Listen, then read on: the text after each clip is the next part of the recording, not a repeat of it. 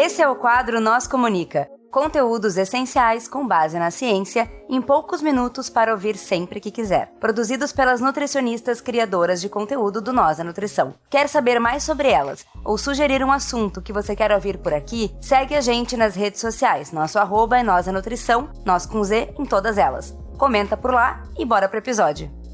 Seguimos agora com a nutricionista Fernanda Rodrigues. Olá, Fernanda, nutricionista aqui, colaboradora do Nós da Nutrição. E hoje o tema que eu quero trazer são sobre os desafios na organização alimentar. Isso é um drama que te culpa? Ao mesmo tempo que desejamos ter uma cozinha impecável, brilhante e com aquela decoração simétrica como nas capas de revistas de decoração, queremos também ter uma alimentação considerada saudável, contemplando todos os grupos alimentares coloridas e prazerosas, várias vezes ao dia, frequentemente. Então pensamos, nossa, que lindo esse cenário que parece um comercial de margarina, e conseguimos até imaginar uma música instrumental alegre de fundo e a família sorrindo. Eu não quero bambear aqui e cair num discurso neoliberal de culpabilizar as pessoas para que deem conta de ter essa cozinha equipada, arrumada, limpa e ao mesmo tempo em operação para dar conta de todas as refeições diariamente. No entanto, eu quero tecer aqui com vocês alguns pontos para pensarmos formas coletivas enquanto profissionais, enquanto estudantes de saúde e enquanto pessoas que estão em tratamento nutricional e seres gerais que comem diariamente e continuarão comendo até enquanto a gente estiver vivendo. E eu quero me apegar forte aqui a essa constatação, que somos pessoas que comem muitas vezes ao dia e que vão repetir isso até o fim. E outra questão que eu desejo que vocês também segurem forte na minha mão aqui para a gente não deixar o pensamento sobre força de vontade não invadir mais nossos pensamentos. Porque falar de organização e de tarefas para tocar a nossa vida, às vezes a gente pode acabar caindo nessa culpabilização individual e ela não leva a lugar nenhum. Há anos as estatísticas vêm demonstrando o afastamento dos brasileiros dos alimentos in natura, das frutas, dos vegetais em geral, do arroz, do feijão, tanto pelo valor, o acesso nas proximidades de casa e também para o preparo. Um outro ponto que eu vejo também muito nos atendimentos do consultório é o medo do desperdício. De até conseguir se organizar, ir lá, comprar o alimento, mas depois por questões da rotina, não conseguir preparar a tempo e então perder. E aí questão, é claro, extremamente pertinente que a gente precisa problematizar o desperdício nos nossos lares. E aí, somado a todo esse emaranhado, a gente também pode acrescentar a mentalidade de dieta, a influência da mídia e a cobrança com um tom de apontar o dedo que muitos profissionais de saúde usam na comunicação para expressar o que seria um dia alimentar ideal. Nota quantas interferências o nosso cenário de cozinhar pode sofrer? Todas essas questões que eu trouxe até agora, o quanto a gente consegue problematizar em cima disso, o quanto a gente se percebe no meio desse cenário também, dos nossos desejos e da nossa aplicabilidade prática. E um exercício que eu costumo fazer em algumas situações é perguntar nos atendimentos: o que a pessoa entende como um dia alimentar ideal? A maioria tem isso na ponta da língua, por vezes bastante adequada no quesito ali da proximidade com as orientações do Guia Alimentar para a população brasileira e, por vezes, mais parecido com o Dia Alimentar de uma influenciadora digital, ali cheio de abacate, blueberry e pastinha de avelã.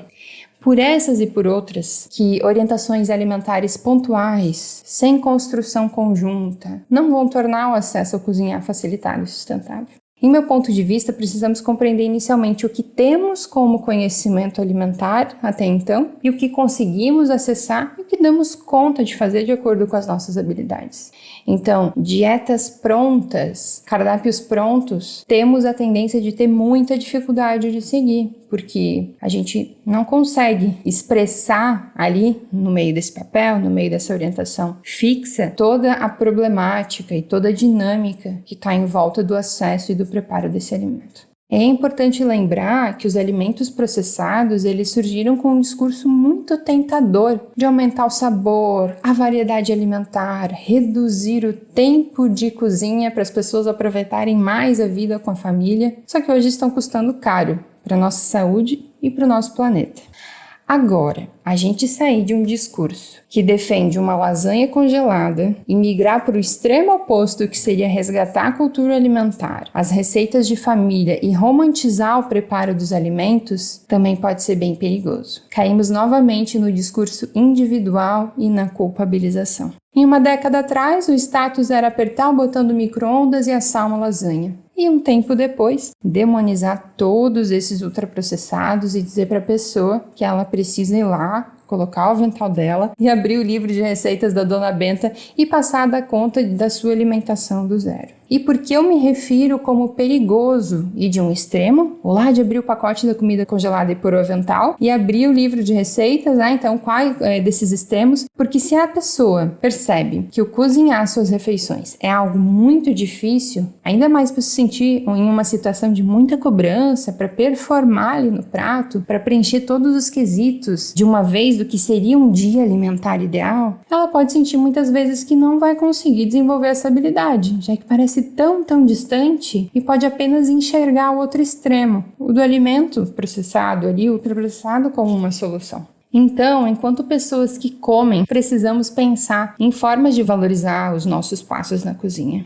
E para isso aqui eu quero citar uma teoria que se chama de competências alimentares. Imaginar que temos que percorrer diversos degraus para construir uma relação tranquila, prazerosa e sustentável com a comida. E o primeiro degrau é o acesso. A gente precisa ter a comida dentro de casa. Então, entender que esse processo pode ser extremamente complexo de preparar, de separar um tempo, de ir na feira, no supermercado, na padaria, no açougue, se a pessoa come carne, na peixaria, etc. Criar essa rotina de sair de casa, de estender o tempo de antes de chegar em casa, então na saída no trabalho para passar nesses locais, adquirir, chegar em casa, higienizar, cozinhar e não desperdiçar, é um passo essencial, mas que requer tempo, conhecimento e prática até que se torne uma habilidade.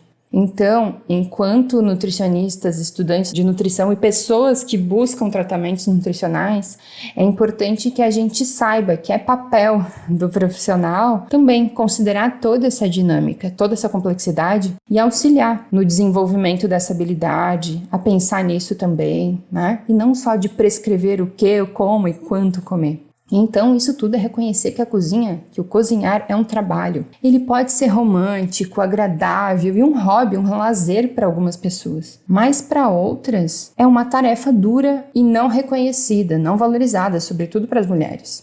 E quando entendemos que é um trabalho, uma tarefa, percebemos a necessidade de isso ser contabilizado nas nossas horas semanais. Uma passadinha no supermercado requer planejamento prévio, tempo investido antes, durante e depois. Não é algo necessariamente simples para a maioria das pessoas.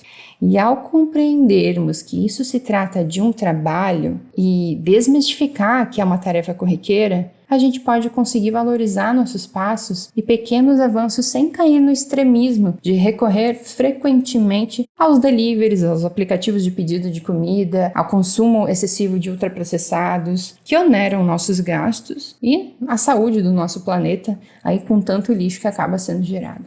Pessoal, eu espero que essas inquietações que eu trouxe possam ter ajudado vocês a visualizar o quão complexo é o nosso sistema de cozinhar, de prover alimentos para a família e para nós mesmos. Que a gente consiga parar de se culpar tanto, de não conseguir todos os dias fazer, aí entre muitas aspas, um dia alimentar ideal, mas que a gente continue caminhando, aprendendo e não desistindo desse processo de autocuidado. O processo de pensar na nossa alimentação, de cuidar do que a gente come, do que a gente precisa se nutrir, pode ser algo bonito, muitas vezes, mas também pode ser algo pesado para a maioria das pessoas.